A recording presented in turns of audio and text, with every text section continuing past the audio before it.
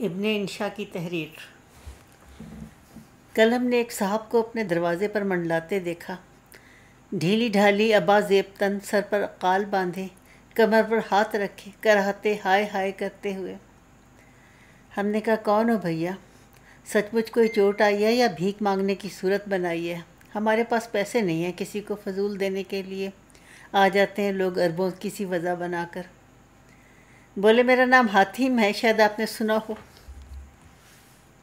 ہم نے کہا ہاں سنا ہے، بلکہ تمہیں دیکھا بھی ہے، اگر تم وہی آدمی ہو جس نے فلم حاتم میں صبیہ کے ساتھ کام کیا تھا۔ اچھا کام تھا تمہارا، ایک ذرا موٹے نظر آتے تھے۔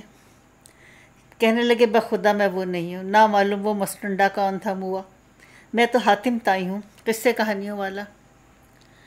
اچھا وہ شخص جس کی وجہ شہرت فضول خرچی ہے۔ حاتم سیٹھ، تم اتنی سخاوت نہ دکھاتے تو یہ حال کیوں ہوتا؟ آج تمہاری ایک حاتم کاٹن مل ہوتی، ایک حاتم سلک مل ہوتی، ایک حاتم جوٹ مل ہوتی، حاتم فرٹیلائز فیکٹری ہوتی، اور ایک… خیر اب کیا ہوا ہے، تمہیں منہ سے تو پھوٹو، کیا چاہتے ہو؟ بولے کچھ لوگ رات بھر میری قبر پر لاتیں مارتے رہے، قبر کے ساتھ ہڈیاں بھی چکنا چور ہو گئیں، ہائے مر گیا۔ کون ظالم تھے وہ؟ ہم نے کہا ذرا نام پتہ بتاؤ، تھانے میں ان کی رپورٹ کریں۔ بولے آپ کے ملک کے کپڑا ملوں والے سیٹھ تھے، میری قبر پر لاتیں مارتے جا رہے تھے اور اعلان کر رہے تھے ہو گیا، خلق خدا کا بھلا ہو گیا، 2.5 روپے تک کے کپڑے پر 2.5% کمی، اٹھو وگرنہ حشر نہ ہوگا کبھی، دوڑو زمانہ چال قیامت کی چل گیا۔ ہم نے کہا یہ 2.5 روپے کا 2.5% کیا ہوا؟ بولے یہ تو مجھے نہیں معلوم، لیکن بہت ہوگا۔ ہم نے کہا ہاں ہمارا بھی یہی خیال ہے، اچھا کسی سے پوچھیں گے۔ کسی سے کیا، خود سیٹھ صاحبان سے بات کریں گے۔ اگر اتنے میں یہ کسی سے ذرا ہلدی چونا لے کر اپنی ہڈیوں پر لگا اور باقی پیسوں کی روٹی کھا، دیکھ بھوکا مت رہنا۔ حاتم نے دعا دی، سخی داتا کی خیر اللہ زیادہ دے، اس کے بعد ہائے ہائے کرتا لنگڑاتا ایک طرف کو چلا گیا۔ سیٹھ لٹھا بھائی ملن بھائی دفتر میں تشریف رکھتے ہیں؟ ہم نے ان کے منیم جی سے پوچھا۔ کیا مانگتا ہے؟ منیم صاحب نے روکھے پن سے کہا، نوکری مانگتا ہے تو سیٹھ صاحب کے پاس کوئی نوکری نہیں۔ ہم نے پھٹا لکھ کر بھی لگا دیا، یتیم خانے کے لیے چندہ مانگنا ہے تو بھی معاف کر، سیٹھ صاحب آج کل خود یتیم ہو رہا ہے۔ ہم نے کہا ہم کو یہ کچھ نہیں مانگتا بابا، انٹرویو مانگتا ہے اخبار کے لیے۔ بولا ہمارے سیٹھ کا فوٹو بھی چھپے گا؟ ہم نے کہا ضرور چھپے گا، اس کو بھی چھاپے گا، تم کہو تو تمہارا بھی چھاپے گا۔ بولا ٹھیک ہے ابھی ملائے دیتا ہوں۔ سیٹھ صاحب ہمارے ملک کی مایا ناز ہستی ہیں، ان کا نام اندرون ملک اور بیرون ملک مشہور ہے، انٹرپول والے تک ان کو جانتے ہیں۔ ان کی کئی مل ہیں، بینک ہیں، بیمہ کمپنی ہے، کپڑے بھی بیچتے ہیں، لوہا بھی بیچتے ہیں، گھی بھی بیچتے ہیں، تیل بھی بیچتے ہیں، کھاد بھی بیچتے ہیں، ایمان بھی بیچتے ہیں، غرض یہ کوئی ایسی چیز نہیں جو نہ بیچتے ہوں۔ کوئلے کی دلالی اس پر مستزاد، خوش اخلاق بھی بہت ہیں، اٹھ کر مصافحہ کیا، بتیسی بھی نکالی، لیکن یہ دیکھ کر ہمارے ساتھ فوٹوگرافر نہیں ہے، جلدی سے سمیٹ لی۔ ہم نے کہا سیٹھ جی ایک بات پوچھنے آئے ہیں، یہ رہا ہمارا کارڈ۔ بولے ہاں جی پوچھو بھائی۔ آپ بہت اچھا لکھتے ہیں، کمال کرتے ہیں، کارڈ پر نام پڑھنے کی کوشش کرتے ہوئے۔ کیا نام ہے آپ کا؟ ابن عیسیٰ؟ عیسیٰ صاحب، میں تو ہر روز پڑھوا کر سنتا ہوں آپ کا کالم۔ ہم نے کہا شکریہ، اب بتائیے کہ یہ سچ ہے کہ آپ نے 2.5 روپے تک کے کپڑے پر 2.5% دام کم کر دی ہیں؟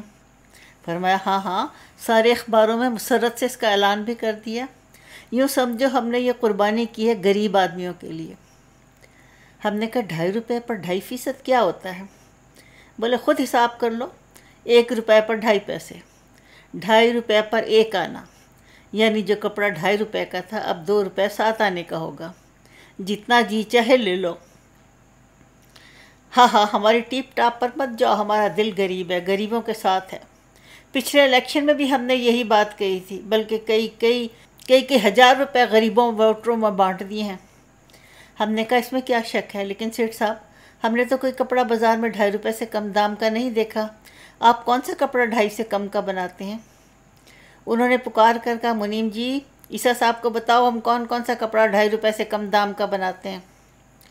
منیم صاحب نے کہا سیٹھ صاحب آج کل تو ایسا کوئی کپڑا نہیں. ایک کھدر ہوا کرتا تھا 2.25 روپے گز کا، وہ بھی کوئی 6 مہینے ہوئے 3 روپے گز کر دیا گیا. بولے 3.25 روپے تو ہم اس پر کچھ گھٹا نہیں سکتے، مجبوری ہے. منیم جی اس سے کم کا کچھ نہ کچھ تو بنتا ہوگا. ہماری ڈھاکے والی فیکٹری میں کیا بنتا ہے؟ وہ تو ٹاٹ ہے حضور. منیم صاحب نے کہا وہ بھی کپڑا ہی ہوا. سیٹھ صاحب بولے گرمیوں کے لیے بڑے کام کی چیز ہے. ہم نے کہا جی ہاں ہم اس سے بوریاں بناتے ہیں. ہم نے کہا جی ہاں ہم اس سے بوریاں بناتے ہیں. وہ خبر گرم ان کی آنی کی تو اسی کو بچھاتے ہیں.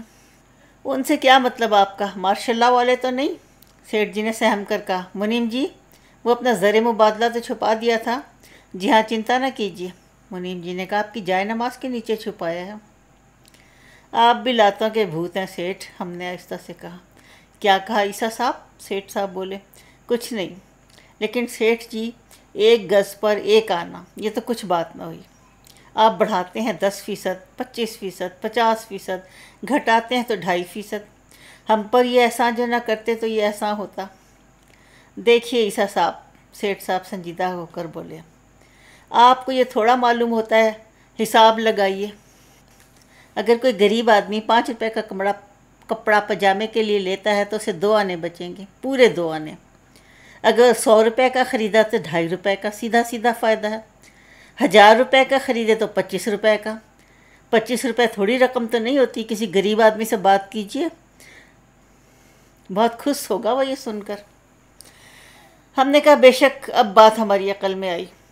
اور یہ دیکھو ہم نے قوم کی خدمت کے لیے آپ اعلان کیا ہے.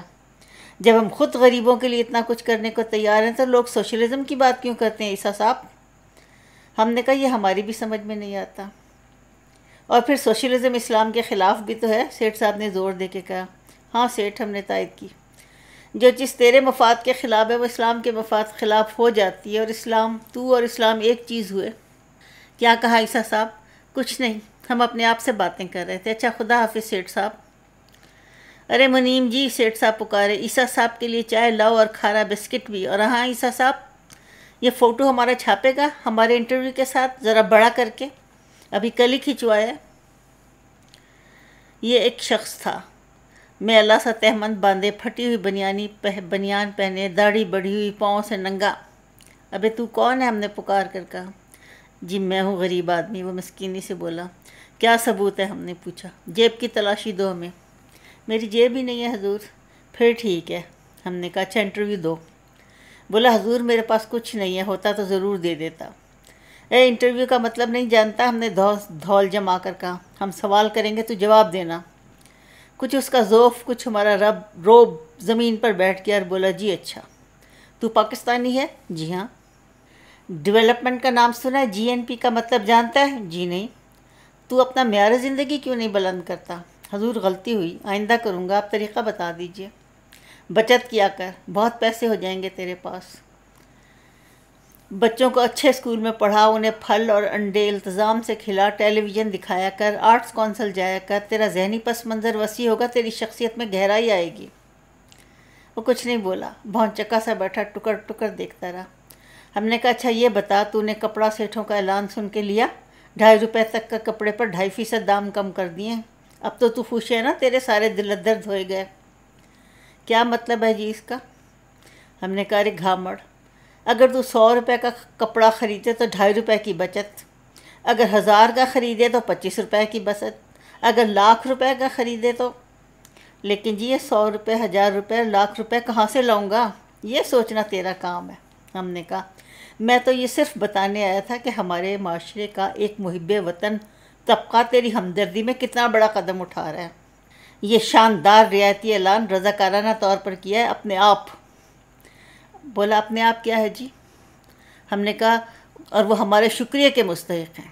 ایک کہانی سناؤ آپ کو؟ غریب آدمی کہنے لگا. ابے تو بھی کہانی سنائے گا؟ ہاں ہاں ہاں. ہم نے کہا. بولا جی کہانی نہیں، لطیفہ ہے چھوٹا سا. ایک غرض مند کسی سیٹھ کے پاس گیا اور مدد کا سوال کیا. سیٹھ صاحب نے اپنی نورانی داڑھی پر ایک بار ہاتھ پھیرا اور کہا بابا جا، تیری قسمت میں کچھ نہیں. سائل نے کہا کیا مطلب سیٹھ جی؟ بولے ہمارا دستور ہے کوئی سائل سوال کرے تو اپنی داڑھی پر ہاتھ پھیرتے ہیں، جتنے بال ٹوٹ کر ہاتھ میں آئیں اتنے روپے سائل کو عنایت کرتے ہیں۔ اتفاق سے اس وقت کوئی بال ہمارے ہاتھ نہیں آیا۔ سائل بولا اجازت ہو تو کچھ عرض کروں؟ سیٹھ صاحب نے بڑی مہربانی سے کہا ہاں ہاں کہو۔ بولا حضور انصاف ہے کہ داڑھی آپ کی ہو اور ہاتھ میرا، پھر کوئی بال ہاتھ میں نہ آئے تو البتہ۔ ہم نے تیش میں آ کر کہا بے ناشکرے کنگلے، کوئی تیرے لیے اپنا گھر لٹا دے، 2.5% تھوڑا ہوتا ہے؟ آخر سیٹھوں کی بھی اپنی ضرورت ہوتی ہیں، کوٹھیاں، کاریں، کلب، کتے۔ وہ کچھ کہنے کو تھا، ہم نے ایک لات کس کر جمائی۔ چل بھاگ، تو اپنا معیار زندگی کبھی بلند نہیں کرے گا، تیری وجہ سے ہمارا سارا بین الاقوامی روب غارت ہو گیا۔ 1969 کا لکھا ہوا کالم۔